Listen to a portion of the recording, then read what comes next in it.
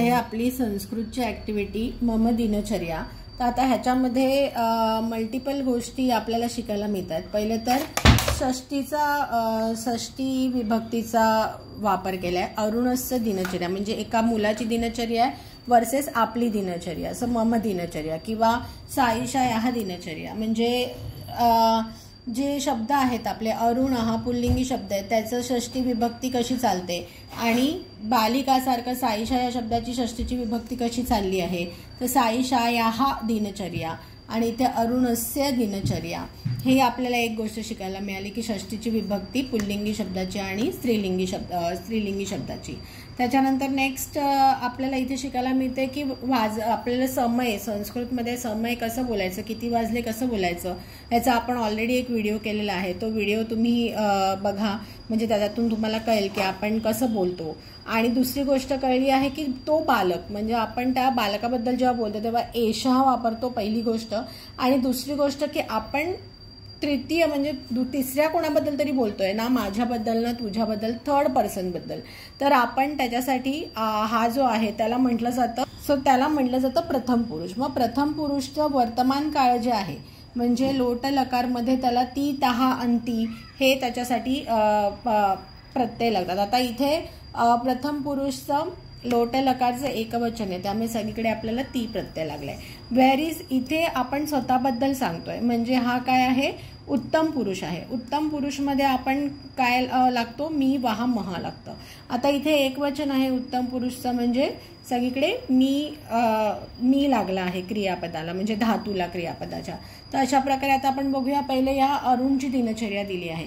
So हे अरुण नावाचा मुलगा आहे, त्याची दिनचर्या आहे की तो अस्य, पहिले तर दिले अस्य बालस्य नाम अरुणः अस्ति, म्हणजे या मुलाचं नाव अरुण आहे। ओके, एषः बालस्य नाम अरुणः अस्ति पण आपण लिहू शकतो।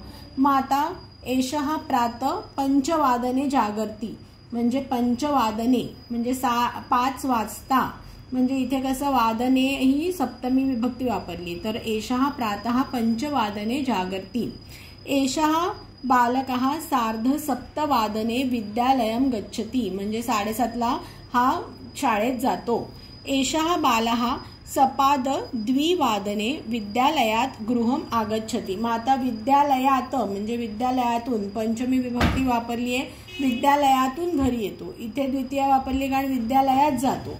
मग एषा बालः सपाद द्विवादने, सपाद द्विवादने म्हणजे काय, 2:15 वाजता तो घरी येतो। गृहम आगत्य पादोन त्रिवादने भोजनम करोति। आता प्रादोन 2:45 ला आपण बघितलं होतं, 2:45 ला म्हणणार आपण पादोन त्रिवादने। मग काय करतो, तो जेवतो 2:45 ला। त्याच्यानंतर सायं सार्ध षड्वादने मित्रे सह खेलती। मित्रे हे सह म्हणजे आता मित्रांबरोबर, इथे तृतीय विभक्ती वापरली गेली आहे। 6:30 म्हणजे ह्याच्यात आपल्याला कारक पण शिकतोय आपण,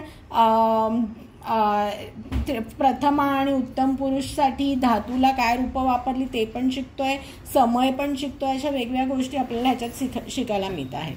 त्याच्यानंतर पुन्हा रात्र 9 वादने पर्यंतम पठती, मग पुन्हा रात्री 9 वाजतेपर्यंत तो अभ्यास करतो। आणि 10 वादने शयनम करोति, 10 वाजता झोपतो। ही झाली त्या मुलाची दिनचर्या। आता आपण आपल्याबद्दल बोलतोय। मग आता साईशा दिनचर्या, मम नाम साईशा अस्ति, म्हणजे माझं नाव साईशा आहे।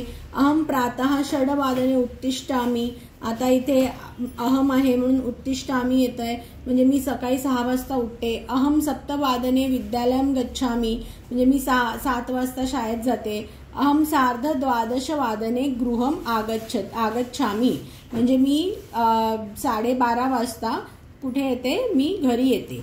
अहम गृहम आगत्य सपाद 1 वादनम भोजनम करोत्मि, म्हणजे गृह आगत्य म्हणजे घरी आल्यावर मी 1:15 वाजता जेवण करते। अहम सायंकाले षड्वादनम सखीभिः सह खेलामी, आता इथे मैत्रिणी आहे, मैत्रिणीला सखी शब्द पण आहे, तर सखी शब्दाचं तृतीयाचं बहुवचन सखीभिः। सो अहम सायंकाले षड्वादनम म्हणजे मी संध्याकाळी 6 वाजता माझ्या मैत्रिणीबरोबर खेळते। अहम रात्रो सार्ध 9 वादने पर्यंतम पठामी, म्हणजे रात्री 9:30 वाजेपर्यंत मी अभ्यास करते। आणि अहम 10 वादने शयनम करोमी, म्हणजे 10 वाजता मी झोपते। अशा प्रकारे ही दिनचर्या आपली आहे, जे संस्कृतमध्ये आपण कसं बोलणार हे हा प्रोजेक्ट दिला होता शाळेमध्ये, हा आम्ही प्रोजेक्ट केलेला आहे. तर तुम्हाला आमची ॲक्टिव्हिटी कशी वाटली हे नक्की सांगा. आणि हे जे फोटोज आहेत ते त्याप्रमाणे म्हणजे पहिले तर इंट्रोडक्शन देणारे, मग सकाळी उठले आहे, त्याच्यानंतर शाळेत जातानाचे, शाळेतून घरी येतानाचे, जेवतानाचे, खेळतानाचे, असे ॲप्रोप्रिएट फोटोज आहेत जे आम्ही इंटरनेटवरती शोधून त्याचं प्रिंटआउट काढून ह्याला लावलं आहे. तर तुम्हाला आमच्या ॲक्टिव्हिटीज आवडत असतील, तुम्हालाही ॲक्टिव्हिटी करायला मदत होत असेल तर आमच्या चॅनलला नक्की लाईक, सबस्क्राईब आणि शेअर करा. धन्यवाद.